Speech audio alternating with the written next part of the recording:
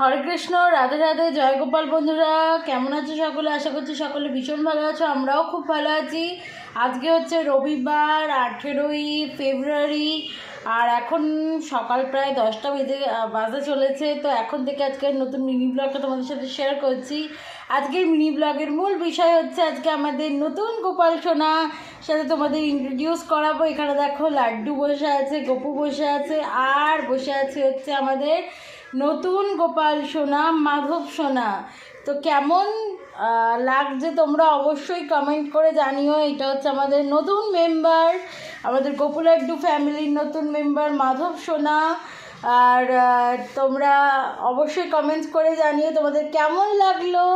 আর এই দেখো এখানে মাধব সোনা কালকেই এসছে আমাদের বাড়িতে বৃন্দাবন থেকে।